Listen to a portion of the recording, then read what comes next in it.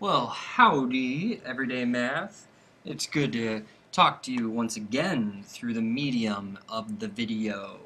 Here is today's joke while you turn to page 300 in your math journal, page 300. Here's today's joke. What did the policeman say to his tummy? What did the policeman say to his tummy, you ask? I've got you under a vest. That's right, under a vest. All right, we are continuing on with a look at ratios. I think we have talked about this. I'm not 100% sure. Maybe I'm mixing it up with pre-algebra. But we're going to take a look again at some ratios. Some of it's going to be a review, and some of it will be kind of new. So on the top of page 300, I'll have some deck of cards if you want to actually physically do it. But I'll show you the math way to solve these kind of problems. So looking at number one, what it says work with a partner and you may use a deck of cards to help you with these problems. So there are 2 face down cards for every face up card. If 6 of the cards are face up, how many cards are face down? So I made a little chart over here, if you observe. We have, I just made some fractions, some ratios.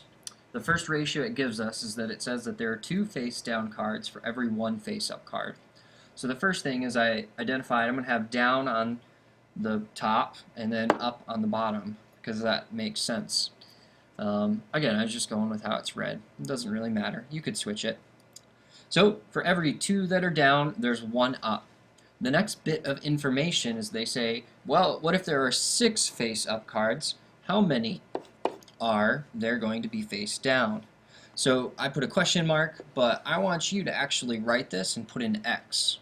So you should have 2, 1, X, 6. So go ahead and write that. Pause the video if you need to. So now we are trying to figure out what X is. We are going to solve. And we multiply or across, diagonally, excuse me. So we start with 6 first. So we have 6 times 2, and that equals 1 times x. So when I do the multiplication, we have 12 equals x, because 1x, you just put x, because there's just one of it. Okay? So that is our answer, is that if you're going to have 6 cards face up, then you would have 12 cards face down. Alright, so you're going to create another chart. Let's do number 2 as an example. You have 12 cards. 1 out of every 4 cards is face up, and the rest are face down. So we're going to, I'm going to switch this one up. We're going to have up on top, where it's supposed to be, and down on the bottom. Alright, so the information it gives us, it says 1 out of every 4 cards is face up. So 1 card is face up. That means that 3 would be face down. You catch that? 1 out of every 4. So we have 4 total. So we're dealing with 1 over 3. How many cards are face up? Well, we have 12 total. So what we have to think about is, if we're going to continue our trend, if we're going to have 2 face up, then we're going to have 6 face down. Alright, so this equals 8 when I add the top and the bottom. If we're going to have 3 cards up, that means that we are then going to have, what do you think? 9. 9 cards face down. Again, it may be more helpful for you to actually have the deck of cards, and I suggest you to do that. I'm very much a physical, I need a hands-on thing. So again, our trend was that for every card that's face up, 3 would be face down. Alright, so now there is our missing number. So it's asking how many cards are going to be face up. With all 12 cards, we're going to have 3 face up. Sorry, I forgot to write this in. We have 12. Here we have 3. Double checking answers. Answers are correct. Okay? You can go ahead and work on the rest by yourself. Now here is, again, I'm now at page 302. And just another example of plugging in information and then solving it. So I'll do number 1 and then you can do the rest by yourself. A spinner lands on blue 4 times. For every 6 times it lands on green. How many times does it land on green if it lands on blue 12 times? So we need to plug in our information. What is the number we put at the top? The top left box lands on blue. So it says lands on blue 4 times out of 6 times. Alright, so I'm going to plug in 4 up here. And it's out of how many times on green?